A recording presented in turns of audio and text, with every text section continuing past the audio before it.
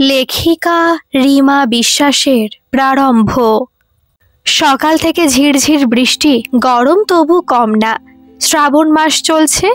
রাস্তায় বেরোলে কাঁধে বাঁক নিয়ে ছুটতে থাকা ভোলে বাবার ভক্তবৃন্দের ঢল। মানুষের ভক্তি দেখলে সত্যি আশ্চর্য লাগে। মানুষ মানুষের প্রতি কি এতটা সংবেদনশীল, না নিষ্ঠাবান যতটা ঈশ্বরের উপর? বাইরের হলঘরে গমগম করছে মিশ্র গলার আওয়াজে। সোমদত্তা চুলে শ্যাম্পু করেছে, এখনো শুকোয়নি। হেয়ার ড্রায়ার একটা কিনবে কিনবে করেও আর কেনা হচ্ছে না। পাখার তলায় চুল উপুর করে মাথা নামিয়ে দাঁড়িয়ে। আজ বাড়িতে পূর্ণিমার পুজো রেখেছে ঠাকুমা। পুজোর বাহানায় সবার সঙ্গে দেখা সাক্ষাতের একটা ইচ্ছে প্রকাশ করেছিল বুড়ি তার ছেলেকে। অখিলেশ, এই তো আর কদিন আছি বাবা, বয়স 90-এর কাছে। সামনের পূর্ণিমা আর চোখে দেখতে পাবো কিনা সন্দেহ। বাবা রাগ করলেন। ও আবার কি সব কথা? যা সত্য তাই বলি বাবু, তা শোন না বাবা। যদি একটা সত্যনারায়ণ দিস আর বাড়ির আত্মীয়দের সব ওই দিন নেমন্তন্ন করিস, শেষবার দেখা হয়ে যেত সকলের সঙ্গে। কচি লিলি পুটু শীতেশ ওর বউ কত বড় হলো, ওদের সব ছেলে পিলে। এখনই তো আর সমীর বিয়ে দিচ্ছিস না। মা শুনে প্রথমটা প্রতিবাদ করেছিল, তোমার মার এখন বুড়ো বয়সে ভীমরতি ধরেছে। এক পুজোর কাজ, তারপর এত লোকের খাওয়া দাওয়ার ব্যবস্থা, এ কি মুখের কথা নাকি? শেষে ঠিক হলো, বাড়িতে কোনো বড় অনুষ্ঠান যেহেতু আজ পর্যন্ত হয়নি, তাই বড় করে নারায়ণ পুজো হোক আর ছাদে প্যান্ডেল করে খাওয়ানো হোক লোকজন। একজন ঠাকুর আর হেল্পার রাখা হবে ছাদের কোণে, তারাই রাধা বাড়া করবে। হাতে হাতে খেতে দিয়ে দেবে মামা, মামাদের ছেলে আর পিসির ছেলে রাজন। রাজনের নাম শুনে তখন ফিক করে হেসে ফেলেছিল সোমদত্তা। বাবা ভুরু কুচকলেও বলেছিল, পিসির আবার প্রেস্টিজে লাগবে না তো ওর স্কলার ছেলের হাতে ভোগের খিচুড়ির বালতি ধরালে? বাবা রাগলো, বলল, সে তখন দেখা যাবে। মার মোটেই ইচ্ছে ছিল না।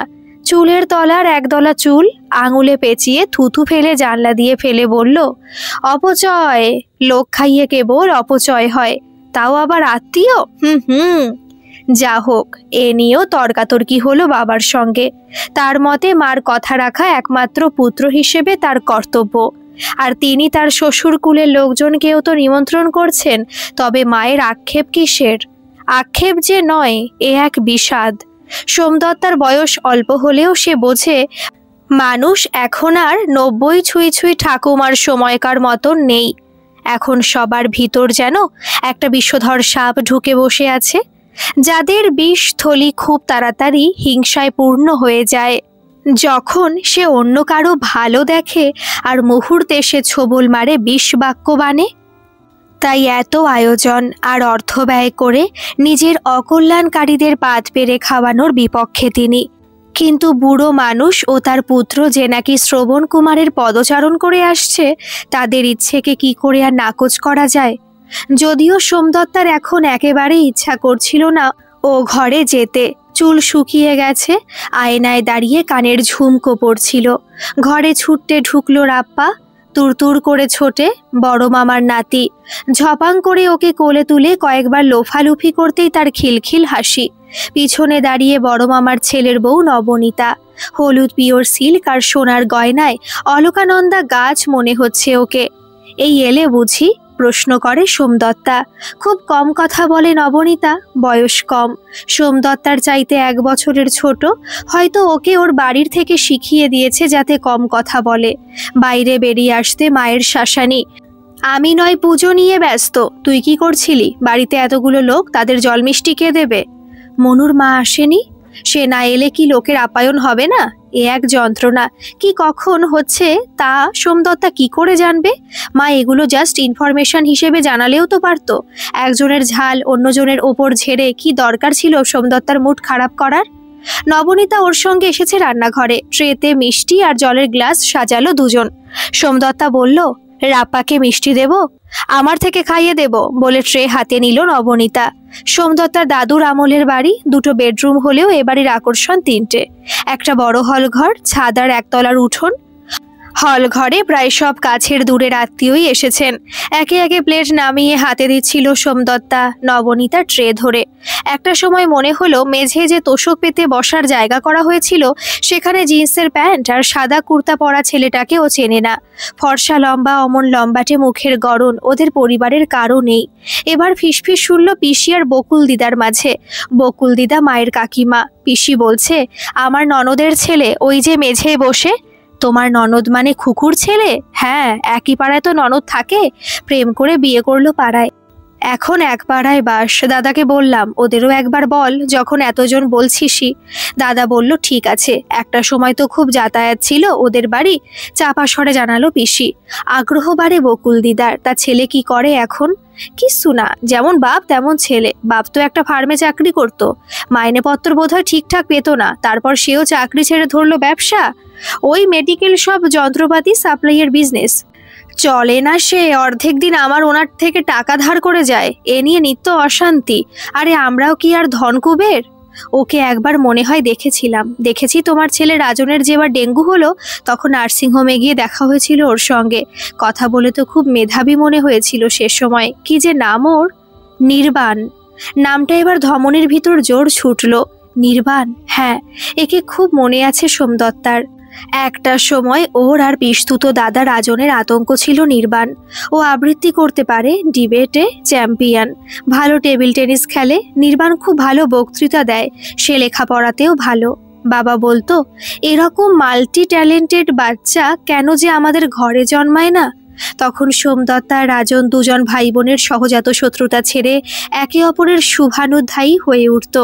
ছাদের কার্নিশে পিঠ করে রাজন বলতো, মামার অতিরিক্ত বাড়াবাড়ি, বল সমী। কি এমন স্পিচ দেয় ওই নিবুটা, ভালো করে মুখস্থ করলে আমিও দিতে পারি, কিন্তু আমি পড়ি না, তাই তুইও পারতিস। সোমদত্তার তখন 8 বছর বয়স, কিন্তু বাবার মুখে অন্য বাচ্চার প্রশংসা হজম করার মতন সহ্য শক্তিও হয়নি। তাই রাজনের সঙ্গে বসে নির্বাণের সমালোচনা ছিল খুব পছন্দের বিষয়। বলতো, আর কি অহংকার রে রাজুদা, মুখের দিকে তাকায় না পর্যন্ত। আমি তো ভুগি, একেবারে ঘাড়ের ওপর বাড়ি। তুই ভাব তবে কতটা সহ্য করতে হয়। বেশ নাকুচু ছিল নির্বাণ ছোট বয়সে। একবার বাড়ির চাপে ওর হাত ধরে খেলতে যাওয়ার কথা বলতে হয়েছিল। নির্বাণ ওর মায়ের গা ঘেঁষে বসে রইল। সকলের অনেক পীড়াপিড়িতে সে বলল, ওর সঙ্গে খেলবো না, ও বাংলা বানান বড় ভুল করে। সে হাসছিল, কে লিখেছে হাসছিল, একদম বাজে মেয়ে। ওর মা ওর ঠোঁটের ওপর মারলো সপাটে চাপড়। চোখ পাকিয়ে বলল, বাড়ি চলো, হচ্ছে তোমার। সামনের দাঁত পড়েছে সবে তখন নির্বাণের। সেই ফাঁকা দাঁতে এত বড় হা করে সে তখন ঘর ফাটিয়ে চিৎকার করে কাঁদছে। বাড়ি শুদ্ধ লোক ওকে ভোলাতে ব্যস্ত। কেউ কমলা লেবু দিচ্ছে, কেউ রাজনের খেলনা গাড়ি, কিন্তু সে কিছুতে থামে না। মা আদর করো, মা আমায় কোলে নাও করে চেঁচাচ্ছে। হাসিতে পেট ফাটছিল সোমদত্তা আর রাজনের। দুজনে ছুটতে চলে এসেছে ওদের মিটিং করার গোপন ঠেকে ছাদে। রাজন হাঁপাচ্ছে, বনি কি করলি রে? পুরো কাঁদিয়ে ছাড়লি? সোমদত্তার আগে ফুঁসছে, কিন্তু রাজুদা ও কি শয়তান দেখ, আমার ক্লাসের খাতা ঘেটেছে, নইলে বানান ভুল জানবে কি করে? আর জানিস ও খাতায় মিস লাল কালিতে লিখেছিল গরু। সে অনেককাল আগের কথা। তারপর তো পিসির অহংকারের ঠেলায় তার সঙ্গে সম্পর্ক প্রায় কানায় এসে ঠেকেছে। সেখানে পিসি ননদের পরিবারের সঙ্গে আর কিসের সম্পর্ক রাখা। প্রায় 15 বছর পর সোমদত্তা নির্বাণকে দেখছে, তাই চেনা যায়নি। রসগোল্লা আর সন্দেশ রাখা প্লেট নির্বাণের দিকে এগিয়ে দিল সোমদত্তা। ও হাত বাড়িয়ে নিতে গিয়ে তাকালো ওর দিকে। ছেলেটার চোখ দুটো ভারী মায়াবী, বুদ্ধিদীপ্তও বটে।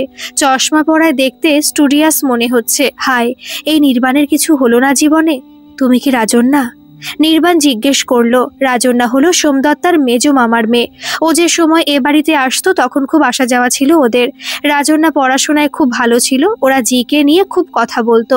তবে ইনি এখনো তাকেই মনে রেখেছেন। মুখটা বেঁকিয়ে যাচ্ছিল, তাও নিজেকে ঠিকঠাক রেখে গম্ভীরভাবে সোমদত্তা নিজের পরিচয় দিল।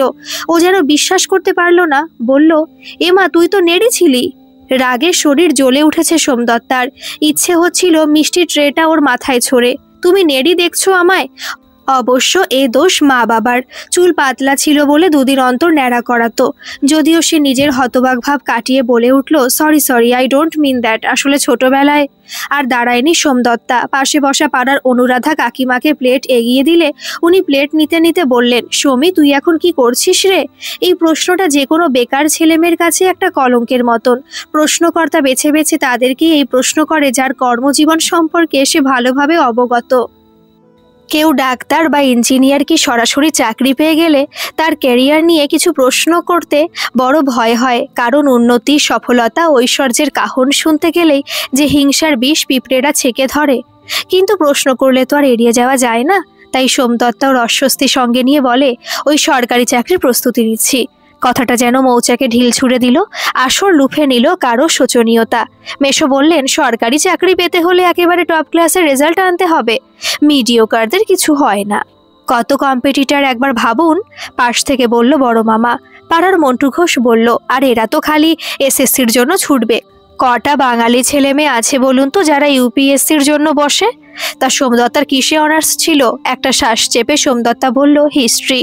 হে হে হেসে উঠল দাস কাকু, হিস্ট্রি পড়তে পড়তে হিস্টোরিয়া রোগ হয়ে যাবে, কিন্তু কামে কিছু আসবে না। ওই তো নয় স্কুল টিচার, আর যদি খুব ভালো হও তো প্রফেসরই, আর নয়তো ঠেলাঠেলি করো সরকারি চাকরির পিছনে। এখন যা যুগ পড়েছে তাতে ডাক্তার ইঞ্জিনিয়ার না হলে আর কিছু করে খেতে হবে না। কেউ একজন বলল, কেন ব্যাংকার? মেশো বলল, কিন্তু তাতে অঙ্কে ভালো হতে হবে। হিস্ট্রির স্টুডেন্ট কিন্তু অঙ্কে কি রে সৌমি, তুই মাধ্যমিকে অঙ্কে কত পেয়েছিলি জানো?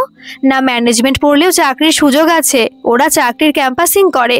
ধুর ধুর, ওই তো আমার বোনের ছেলে লাখ লাখ টাকা খরচ করে ম্যানেজমেন্ট পড়ে এখন বেকার পড়ে রয়েছে, ফ্যাফা করে ঘুরছে। তবে সেও পড়াশোনায় ওই রকম। তা তোর কি প্ল্যান? সোমদত্তার এতক্ষণে কানের লতি গরম হয়ে গেছে। এরা কি ওর চাকরি জোগাড় করে দেবে? নিশ্চয়ই নয়। তবে এত আগ্রহ কেন?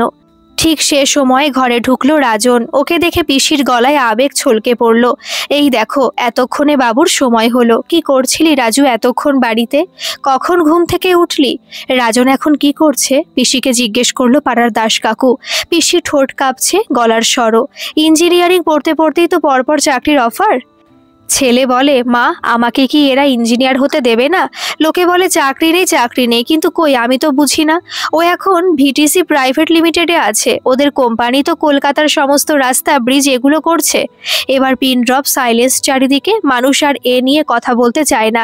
সোমদত্তা যেন শ্বাস নিয়ে বাঁচল। রাজনের ইদানিং অহংকার হয়েছে তা সোমদত্তা জানে। কথা মেপে বলে, হাসতে হলে ভাবে বোধহয় একটু বেশি নিজেকে দেখিয়ে ফেলা হচ্ছে। রাজনের ছোটবেলার দুষ্টু মুখটাও আর এখন নেই, পুরো বদলে ঘাড়হীন বোয়াল মাছের মতন লাগে ওকে। ভুরুর অংশটা উঁচু, অথচ কপালটা বসা, মুখে ক্রূরতার ছাপ স্পষ্ট। আগের মতো ওর সঙ্গে একেবারে আর ভাব নেই সোমদত্তার, কিন্তু তু তো ভাই বোন কিছু ফর্মালিটি করতেই হয়। ওর পাশে গিয়ে বসতে রাজন নিজের মোবাইলে চোখ রেখে বলল, কি করছিস এখন? এবার বড় রাগ হলো সোমদত্তার। বলল, তুই তো খুব ভালো রেজাল্ট করে ইঞ্জিনিয়ারিং পাশ করলি, অথচ এত বাজে মেমোরি কেন? রাজন ওর উঁচু ভুরু কুচকায়। আমি এখন কি করছি সেটা মনে করিয়ে দিতে হবে? বারবার বলেও মনে রাখতে পারিস না? দেখ ভাই, মনে রাখার মতন তুই কিছু করিস বলে তো মনে হয় না, সে উত্তর দেয়। নির্বাণ এর মধ্যে উঠে এসে হাত বাড়ায় রাজনের দিকে। কি রে, কখন এলি? এই তো জাস্ট ঢুকছি। কাল ইন্ডিয়া ওয়েস্ট ইন্ডিজের ম্যাচটা দেখলি? ঠোঁট পুরু করে মাথা দুপাশে নাড়ল নির্বাণ। আরে দেখিসনি? কি করলি তাহলে? কি করছিলি ভাই? তখন কবিতার বই পড়ছিলি? সোমদত্তা অকপট। কেন রে, কবিতার বই পড়া কি খারাপ? অবশ্যই না, কিন্তু ইম্পর্টেন্ট একটা স্পোর্টস ফেলে কখনোই না। তুই আজকাল নিজেকে খুব পারফেক্ট মনে করিস না রে রাজুদা? হতে পারে, বিকজ আই এম সাকসেসফুল। নিজের মেরিটে নিজেকে স্টাবলিশ করতে পেরেছি, তাই নিজেকে পারফেক্ট মনে করার জায়গাটা আমার আছে। লাল পেরে সাদা শাড়ির বকুল দিদা এবার ওদের মাঝে উঠে এসেছেন। তিনজনকে দেখে বললেন, তুমি খুকুর ছেলে তো? আমি কে বলো তো? নির্বাণ বুঝতে পারছিল না কি বলবে। উনি বললেন, সম্পর্কে তোমার দিদা হই। সম্পর্ক জেনে নির্বাণ প্রণাম করলে উনি চিবুক ধরে বললেন, রূপ যা পেয়েছো তাতে মেয়ে পেতে তো কোনো অসুবিধা হবে না, কিন্তু চাকরি না জোটালে বিয়ে করবে কি করে? নির্বাণ চুপ করে রইল। পাশে এসে দাঁড়িয়ে ওনার ছেলের বউ মিতালি মামি বললেন, ছোটবেলায় কি ভালো ছিলি তুই লেখাপড়ায়, তারপর সায়েন্স নিলি না কেন? কেন? ও কি নিয়ে পড়েছে? বকুল দিদা জিজ্ঞেস করলো। মিতালি মামি বলল, ওই তোর পিসি বলল বাংলায় অনার্স নিয়ে পড়ে MA করে এখন পুরো বসা। দেখো দেখি এক ছেলে, কোথায় বাপ মায়ের সম্বল হবি তা না, তাই খুকুর মুখটা অমন শুকনো। সোমদত্তা ঘাড় উঁচু করে দেখে নিল নির্বাণের মায়ের মুখটা। কোথাও তো তাকে ডিপ্রেসড মনে হলো না। বেশ ফুর্তিতে হাসাহাসি করছেন, কিন্তু এই সতেজতা এরা কতক্ষণ থাকতে দেয় এই হলো দেখার। একে একে ছাদের সবাই খেতে গেলে হল ঘরে ছড়িয়ে ছিটিয়ে থাকা কিছু মানুষের ভিতর বসেছিল সোমদত্তা আর নির্বাণ। নিজেকে কারো গোত্রে পাওয়ায় কিছুটা আশ্বস্ত লাগছিল। সোমদত্তা প্রশ্ন করলো, ছোটর থেকে তো তুমি খুব জিনিয়াস ছিলে, মানে এরকম শুনেই বড় হয়েছি, ভাবেনি তোমাকে বেকার থাকতে হবে। কেন হলো তোমার কেরিয়ারে এরকম একটা ডিজাস্টার? সমী, সত্যি কি তোমার মনে হয় লাইফ সেট করা মানে 9 to 5 জব, এডুকেশন, নলেজ এগুলোর কোনো দাম নেই? যতক্ষণ পর্যন্ত না তুমি তোমার উইজডম দিয়ে নিজেকে 5 জনের একজন প্রুফ করতে পারছো, ততক্ষণ তুমি একটা বিগ ফেলিওর ছাড়া কিচ্ছু নয়। আর প্রুফ করা মানে একটা বড় সংস্থায় ঢুকে উঁচু পদের মানুষটার আগে সার করা। ওয়েল, চাকরি করে টাকা রোজগার করাকে যদি তুমি তাই মনে করো তো তাই, কিন্তু সমাজে একজন বেকারের কি স্ট্যাটাস তা নিশ্চয়ই বুঝতে পারছো। তুমিও তো চেষ্টা করছো, কি মনে হয় সবার কাছে চাকরিটা কি সমান সুযোগে আসে? এর উত্তর দিতে পারল না সোমদত্তা, যে নিজেই অসফলতার স্বাদ চেখে চলেছে। সে অপরকে সফল হওয়ার কি টিপস দেবে? ছাদে খেতে বসেছে, ডেকোরেটর চেয়ার টেবিল বসিয়ে গেছে, খিচুড়ি, বেগুনি, লাবড়া, পায়েস, পাঁপড়, চাটনি। একজন বললেন, একটা পুজোর পিছনে অখিলেশ দা যা খরচ করলেন তাতে বোঝা যাচ্ছে মেয়ের বিয়েতে কি করবেন। হ্যাঁ, এ একেবারে আম্বানির প্রি ওয়েডিং। এবার মধ্যবিত্ত এই রীতি চালু করবে। মধ্যবিত্ত তো বড়লোকের কপি করে নিজেকে বড়লোক ভাবতে চায়। ওই কথাই আছে না, গরিব মানুষ ফড়িং খায় আর ঘোড়ায় চড়ে হাঁকতে যায়। কথাটায় হাসি রোল উঠল। মেশো বলল, অখিলেশ, এবার মেয়ের বিয়েই বরং দিয়ে দাও। চাকরির যা বাজার, ও চেষ্টা করে লাভ নেই। এখন যে আমার আপনার যুগ নেই দাদা, নিজের পায়ে যতক্ষণ না দাঁড়াচ্ছে ততক্ষণ আজকালকার মেয়েরা বিয়ে করতে চায় না। সে কি, তা না দাঁড়ালে কি আজীবন আইবুড়ো থাকবে নাকি? এই যেমন নির্বাণ, কি করো জানো তুমি?